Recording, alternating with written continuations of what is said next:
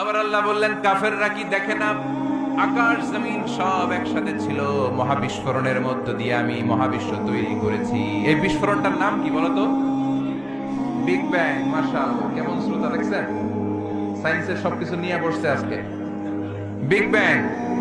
Stephen Hawking একটা বই লিখেছে, a brief history of time. সেখানে সে যে তথ্য দিয়েছে কোরআনের সাথে very similar to the concept of Stephen Hawking. Stephen হকিংও এই কথা বলেছে।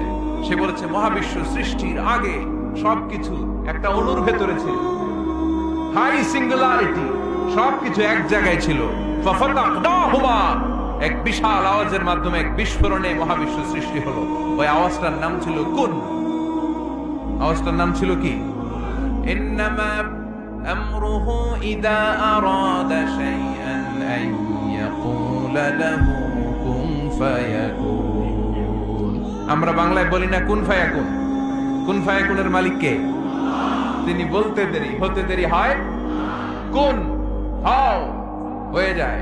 বি ইট ওয়াজ। আল্লাহ যখন বলেছেন কুন, এই আদিতে সব মিলে থাকা এই মহাবিশ্বের সবকিছু এক মহা বিস্ফোরণের মাধ্যমে গোটা বিশ্বে ছড়িয়ে ঘুরতে আরম্ভ করল। এই বিস্ফোরণের ছোট্ট একটা কণার নাম পৃথিবী। এই মহা বিস্ফোরণের ছোট্ট একটা কণার নাম মঙ্গল।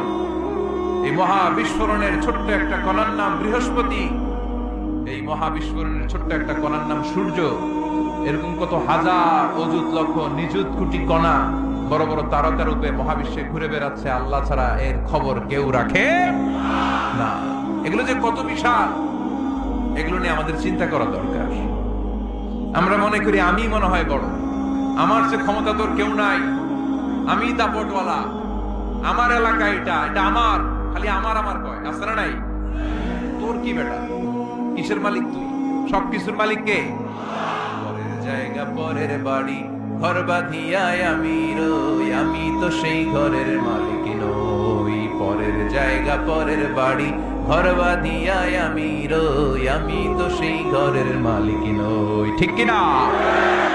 যে বাড়িটাতে আজকে আমি থাকি, এটার আগে আমার বাবা ছিল, তার আগে দাদা ছিল, আমার পরে আমার ছেলে থাকবে, আমার নাতি থাকবে। এটার আসল মালিক আমি না, আমার ছেলে না, গোটা বিশ্বের আসল মালিক একজন সত্তা। তিনি কে?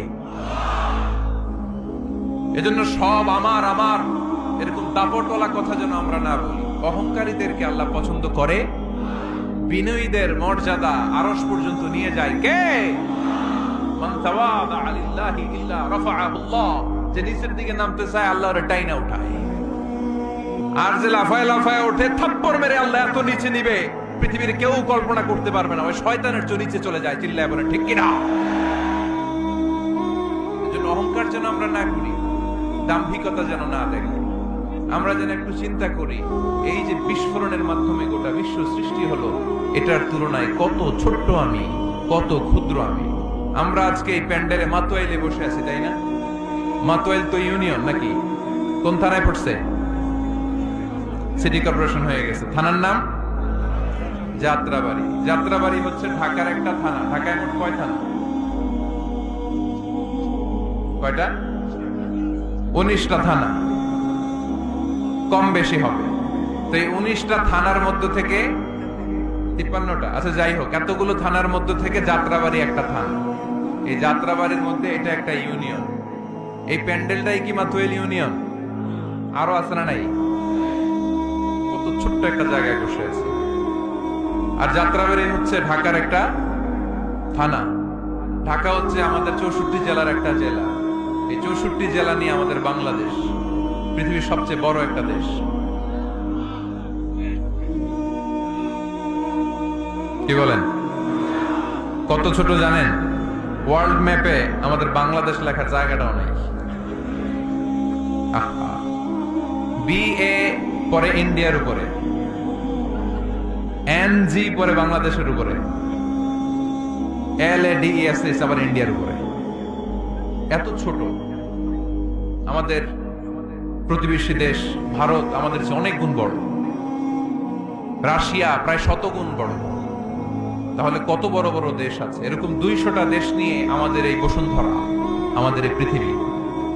আবার এই 200টা দেশ মিলে এই পৃথিবীর 30 ভাগ, বাকি 70 ভাগ শুধু পানি। তার মানে মহাবিশ্বের সবচেয়ে বড় গ্রহের নাম পৃথিবী, তাই না? এত বড় হওয়ার পরও এটা বড় হইতে পারে নাই। পৃথিবী যে কত ছোট এটা কল্পনা করলে অবাক হতে হয়। বৃহস্পতি একটা গ্রহ আছে, আমাদের সৌরজগতের গ্রহ। আপনারা দেখবেন গুগল করলে একটার থেকে আরেকটার সাইজ কত বড়। বৃহস্পতি আমাদের চেয়ে অনেক বড়। যে সূর্যের আলোতে সকালবেলা পৃথিবীটা আলোকিত হয়, এই সূর্যটা পৃথিবীর চেয়ে 13 লক্ষ গুণ বড়। সুবহানাল্লাহ মাহফিল শেষে কয় গুণ বড়? 13 গুণ বড়, 1300 গুণ বড়, 13,000 গুণ বড়। কয় লক্ষ? 13 লক্ষ গুণ বড়। তার মানে 13 লক্ষটা পৃথিবী সূর্যের ভেতরে রাখার জায়গা আছে না নাই? সূর্যই কি তাহলে সবচেয়ে বড়? আরো উপরে যান, আরো বড় পাবেন। সূর্য হচ্ছে তারা, তাই না? স্টার। সূর্যের পরে আমাদের সবচেয়ে কাছের তারার নাম প্রক্সিমা সেন্ট্রাই। আজকে গুগল করলেই পাবেন অনেক কাছে এরকম আলফা সেন্ট্রাই এ, আলফা সেন্ট্রাই বি, ব্যাটেলজিউস নামে এক তারা পাওয়া যায়, ইটাকেরিনা নামে তারা পাওয়া যায়। যে সূর্য পৃথিবীর চেয়ে 13 লক্ষ গুণ বড়, এমন অনেক তারা আছে যেটা সূর্যের চেয়ে কয়েক হাজার কোটি গুণ বড়। তার মানে ওইটাই সবচেয়ে বড় তারা না, ওগুলোরে খেয়ে ফেলতে পারে এরকমও বড় বড় তারা মহাবিশ্বে আছে না নাই? এরকম হাজার কোটি তারা নিয়ে আমাদের গ্যালাক্সি। আমাদের গ্যালাক্সির নাম মিল্কি ওয়ে। আমাদের গ্যালাক্সি থেকে সবচেয়ে কাছের যে গ্যালাক্সি, এটার নাম হচ্ছে অ্যান্ড্রোমেডা। এরকম হাজার হাজার কোটি গ্যালাক্সি নিয়ে প্রথম আকাশের মহাশূন্য। প্রথম আকাশে এখনো যাইতে পারেনি আপনাদেরকে নিয়ে। প্রথম আকাশের কি? মহাশূন্য। চিল্লায় বলেন প্রথম আকাশের কি? মহাশূন্য। এর অনেক অনেক অনেক উপরে প্রথম আকাশ, যেখানে কিয়ামত অবধি নাসার বিজ্ঞানীদের যাওয়া সম্ভব হবে না। প্রথম আকাশের পরে আবার দ্বিতীয় আকাশের মহাশূন্য। না জানি ওইটাতে কি আছে, না জানি ওইটার মধ্যে আল্লাহ কি সৃষ্টি করে রেখেছে। দ্বিতীয় আকাশের মহাশূন্যের পরে দ্বিতীয় আকাশ, তারপরে তৃতীয় আকাশের মহাশূন্য, তারপরে তৃতীয় আকাশ। সুবহানাল্লাহ কইবেন না? তারপরে চতুর্থ আকাশের মহাশূন্য, তারপরে চতুর্থ আকাশ। একটার চেয়ে আরেকটা কত বড়। বিষ্ণু ইসলাম বললেন, তোমার হাতের আংটি, এই আংটি যদি সাহারা মরুভূমিতে ফেলে দাও, পুরো মরুভূমির তুলনায় তোমার আংটি যত ছোট, আল্লাহর দ্বিতীয় আসমানের তুলনায় আল্লাহর প্রথম আসমানটা ঠিক তত ছোট। তাহলে এই আসমান, এই আরশ, এই কুরসি, আমার আল্লাহর জাত ও সত্তা, এই মহাবিশ্বের তুলনায় পৃথিবীটা কতটুকু, বাংলাদেশ কতটুকু, যাত্রাবাড়ি কতটুকু, মাতুয়াইল কতটুকু, প্যান্ডেলটা কতটুকু, আর আমি না খানদান কতটুকু। কত নগণ্য আমি, কত ক্ষুদ্র আমি, কত তুচ্ছ আমি। মহাবিশ্বের তুলনায় আমি নাই, মহাবিশ্বের তুলনায় আমি নাই। এক লোক ব্যাংকে টাকা তুলতে গেছে, 5,000 টাকা। কয় টাকা? তো সিরিয়ালে দাঁড়ায় আছে, দেখে তার সামনের এক লোক 50 লাখ টাকা তুলতেছে। কয় লাখ? উনি তুলবে কয় লাখ? সামনের লোক উনি তুলবে 5,000 টাকা। তো হঠাৎ করে দেখলো যে সামনের লোকটা যে 50 লাখ টাকা তুলবে, ও লিখছে 50 লাখ টাকা মাত্র। যত বড় অঙ্কই হোক, শেষে কি লিখতে হয়? ক্যাশের মধ্যে লিখছে, চেকের মধ্যে, যে 50 লক্ষ টাকা মাত্র। এইটা দেখে ও পড়ে গেছে বিপদে। হায় হায়, 50 লক্ষ টাকা মাত্র। তো তারপর ওর চেক নিয়ে ও ক্যাশ কাউন্টারে দিছে। ক্যাশ কাউন্টার দেখতেছে, উনি লিখছে 5,000 টাকা নাই। 5,000 টাকার পরে কি লিখছে? নাই। তো ক্যাশে যে বসছে, কি ভাই ঘটনা কি?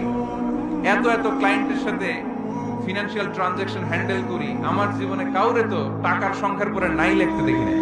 ঘটনাটা কি?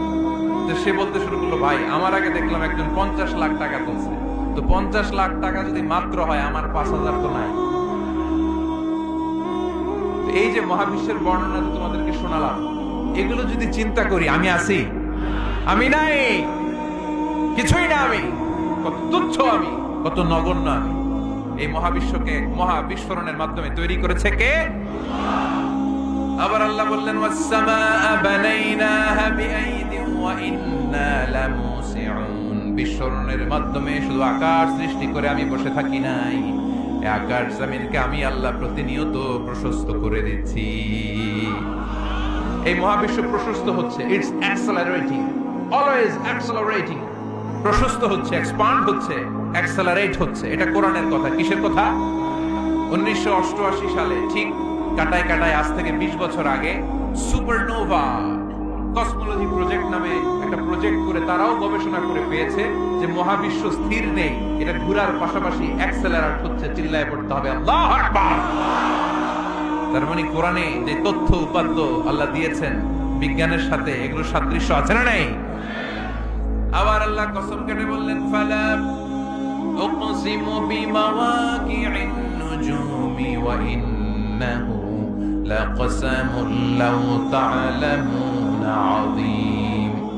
আমি আল্লাহ তারকা পতিত হওয়ার জায়গাগুলোর কসম খাই, যেখানে তারকাগুলো ঘুরতে ঘুরতে ঘুরতে ঘুরতে ওইটার রেঞ্জে যখন চলে যায় মুহূর্তের মধ্যে তারকা তার অস্তিত্ব হারিয়ে ফেলে।